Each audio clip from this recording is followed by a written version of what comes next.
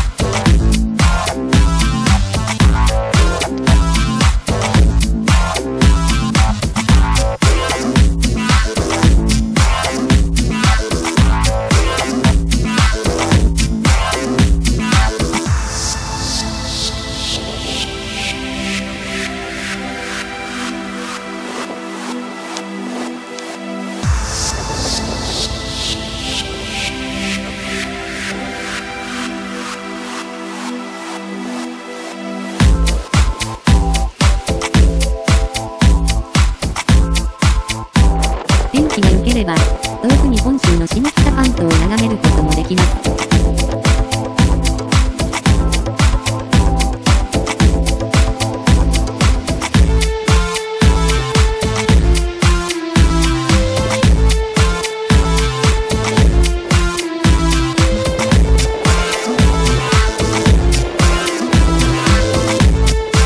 のように、海鮮があり、焼きたてのホタテなどを食べることもできます。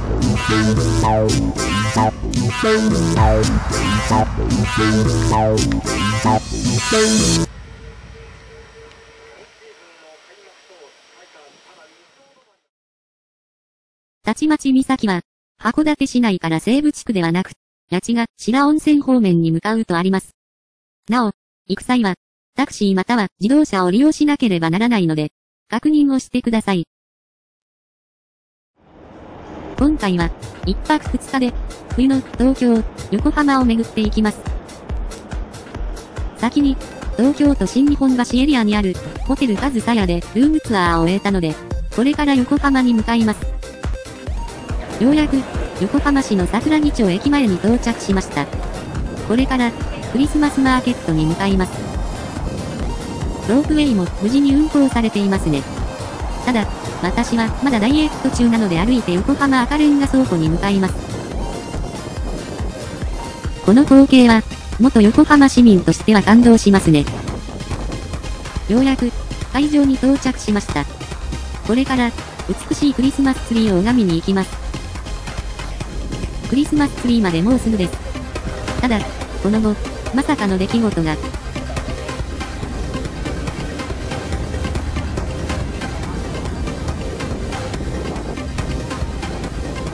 それは、平日、木曜日にもかかわらず、大行列でホテルに戻れないぐらいの混みようだったので、会場内に入るのは諦めました。どうすれば、クリスマスのいい光景を撮影できるか模索していきます。ちなみに、会場に入らなくても、このようなインスタ映えする写真などは撮影できるようです。なんか、ダイエットしているとはいえ、かなり歩いたからお腹が空いてきた。ちょうどいいところで、お腹を満たすスポット発見。今回は、こちらの温玉入りクリスマスタコライスを買ったので、食べていきます。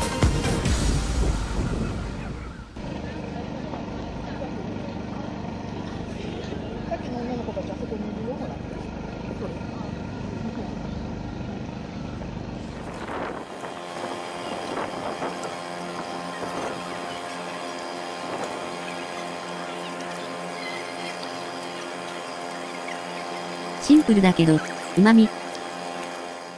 その後、なんとか撮影できる場所を発見したので、向かいます。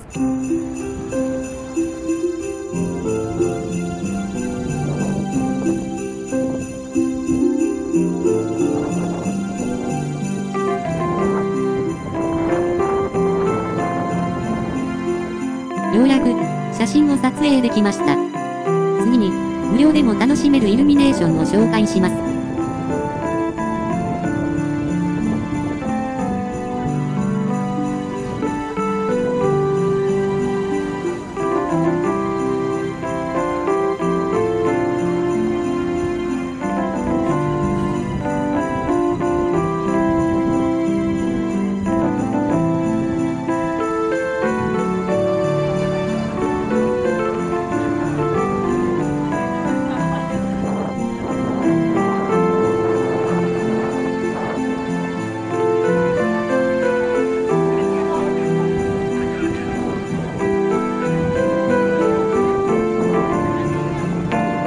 このように、無料でもイルミネーションを満喫できるようになっており、気分は最高です。その後、桜木町駅方面に戻ろうとしたら、なんか気になる光景がありましたので、紹介します。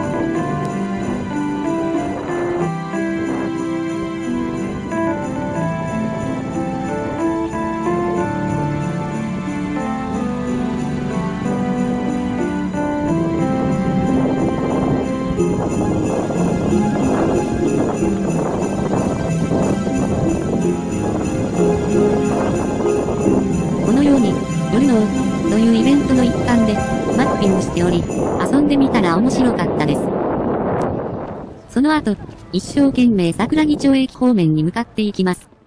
次回は、まさかの寄り道、桜木町駅には行かず、港未来方面を散策することに、お楽しみに。今回は、一泊二日で夏休みにおすすめの青森のスポットを巡っていきます。今回は、先に宿泊するホテル、アパホテル青森駅東に荷物を預けながらルームツアーを終えたので、これからねぶた祭りのルートをカーシェアでドライブしながら巡っていきます。青森ねぶた祭りは、この辺りから出発して、一周していきます。昨年は、初参加でしたが、今後も機会があれば見てみたいものですね。それでは、カーシェアを無事に返却したので、これから青森市内にあるパワースポットに向かいます。このような路地を歩くのもディープでいいですね。偶然、高収入求人のバニラのトラックに遭遇しまし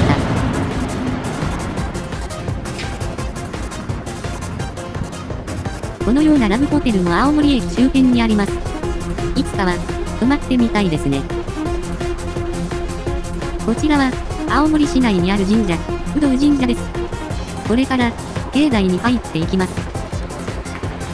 こちらの神社は、家内安全、交通安全、商売繁盛の神として、青森では人気があります。それでは、これからお参りをしたいと思います。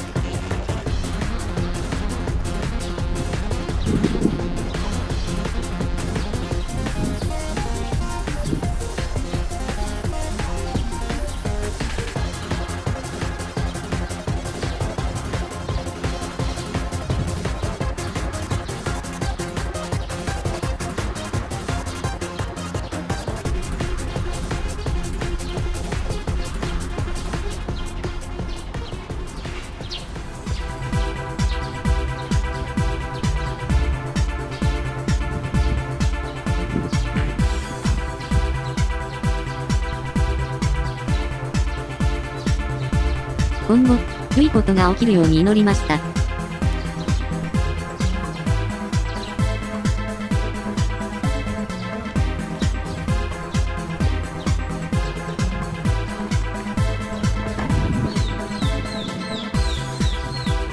周辺にも、池など美しい景観があります。それでは、もうすぐ夕食の時間になるので、夕食をとる場所を探します。最近、青森市内最高層のビル、アスパムの最上階にバーがオープンしたので、そちらに向かいます。バーへは、こちらのエレベーターで向かっていきます。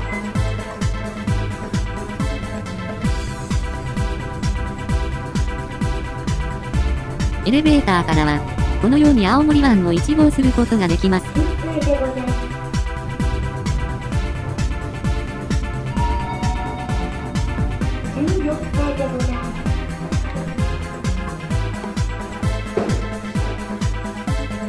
ようやく、最上階、14階のバーに到着しましたが、まさかの日曜日は定休日でした。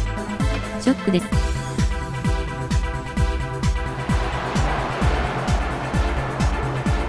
その後、気を取り直して夕食を取れる場所を探しています。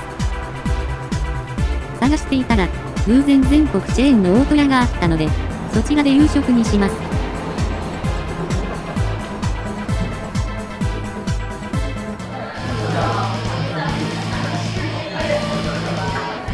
料理よりも先に、ハイボールが届いたので、ハイボールを注いでいきます。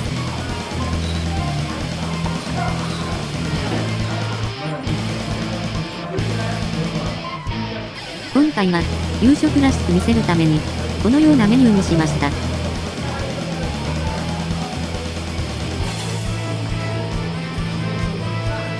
それでは、乾杯。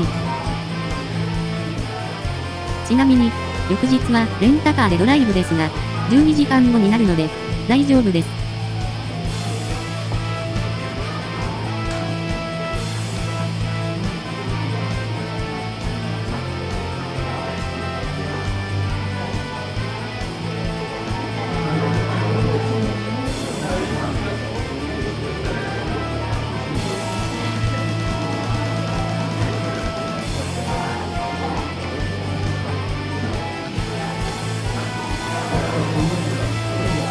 こちらの丼は、チキンと野菜がふんだんに使用されており、まるで居酒屋のメニューのような感じです。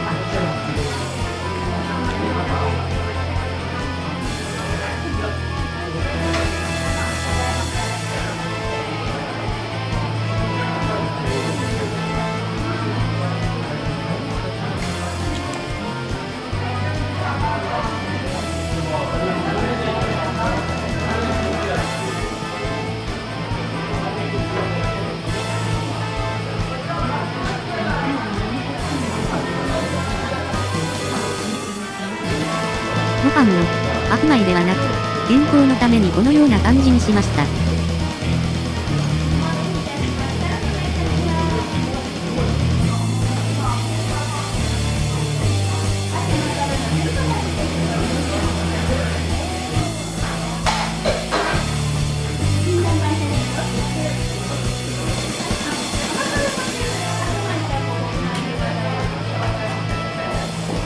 味噌汁もついているので、見栄えします。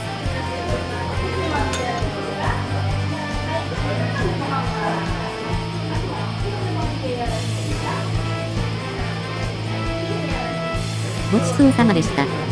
どれも美味しかったです。その後、ホテルに戻り寝ました。おやすみなさい。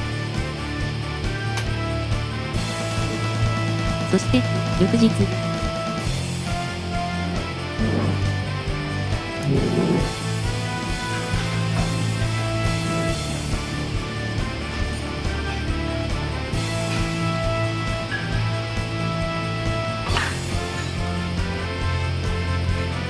アパホテル青森駅東の朝食をとっています。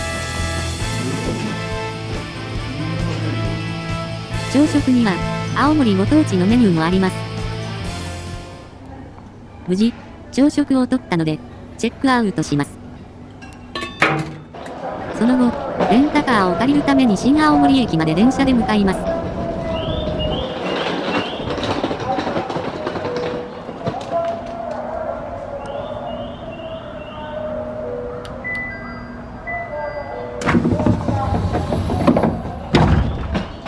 無事、レンタカーを借りたので、これから弘前方面に国道7号線を走って向かいたいと思います。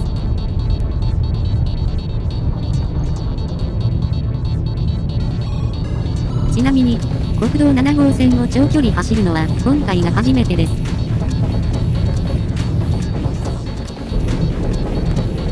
遠くに岩木山が見えました。ただ、今回は弘前市に行くのではなく、途中で曲がって板柳町にある最近できたリンゴのテーマパークに向かいます。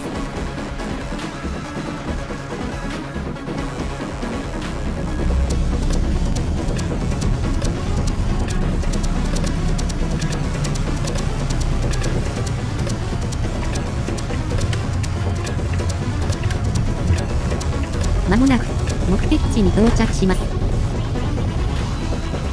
こちらが、リンゴウォークというリンゴ農園や、資料館、宿泊できるコテージ、レストラン、温泉、お土産や、子供たちも遊べる遊具がある最近オープンした小さなテーマパークです。それでは、これからどのような感じかダイジェストに紹介したいと思います。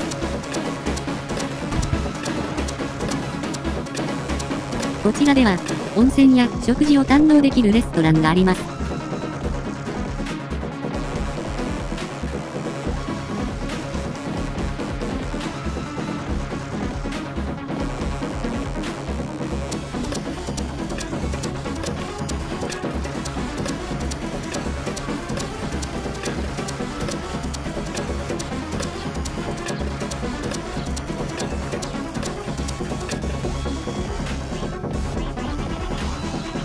こちらのモニュメントは、撮影におすすめです。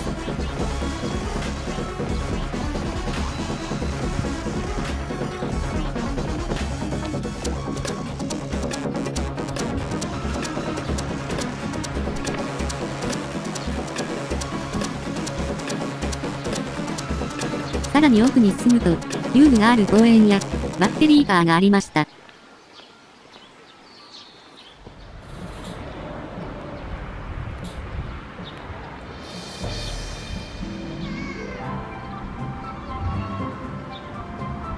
それでは、いい中年の大人ですが、バッテリーカーに乗ってみたいと思います。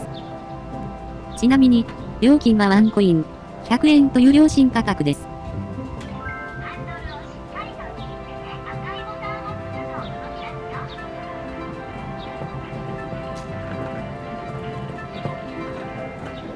体重が重い人はわからないですが、私の場合は、このように無事、動きました。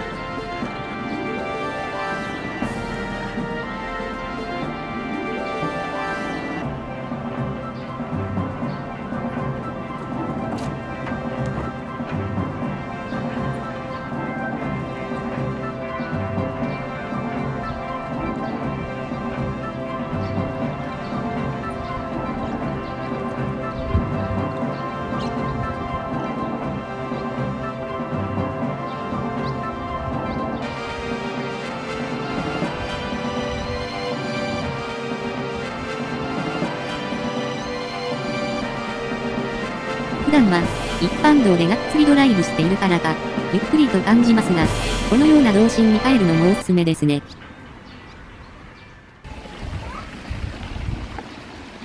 隣には、このように小さな池もありました。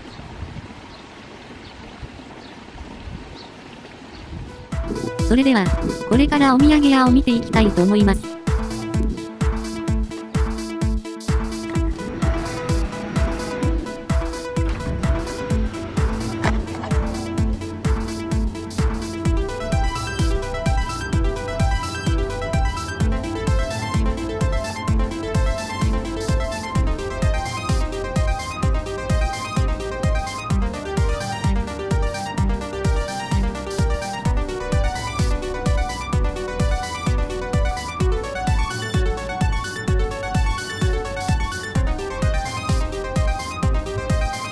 お土産は、このようにリンゴに関するお土産が多かったです。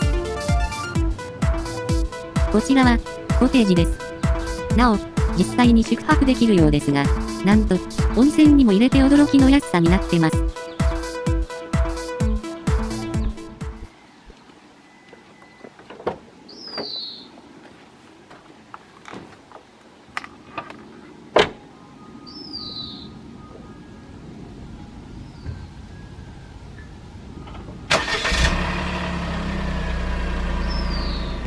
次は、青森市浪岡にある道の駅に向かっていきます。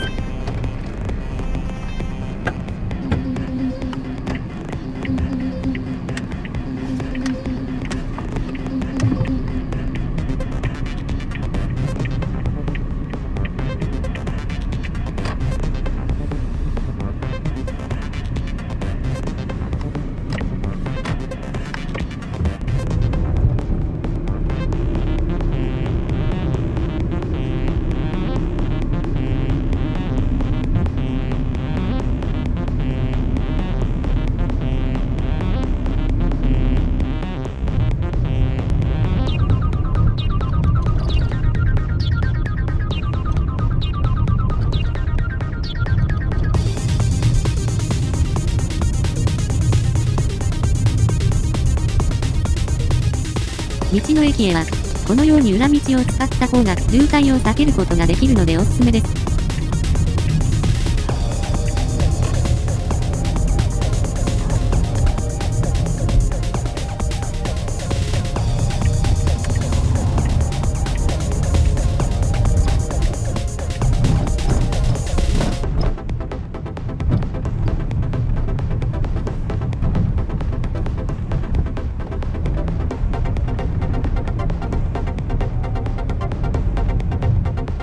ようやく、道の駅浪岡、アップルヒルに到着しました。それでは、これから昼食をとりたいと思います。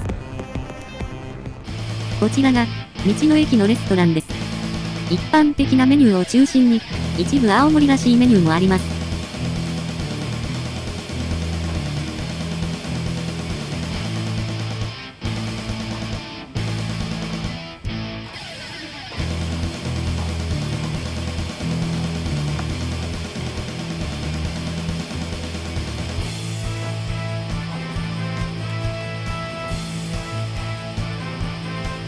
なお、こちらのレストランでは、道の駅としては珍しくドリンクバーもあります。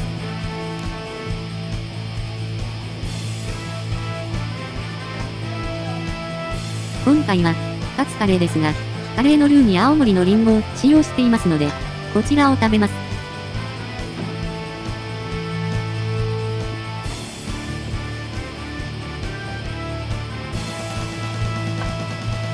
予想よりも、辛みが効いていました。その後、無事にレンタカーを返却しました。皆さんも、夏休みなどの参考にしてみてはいかがでしょうか。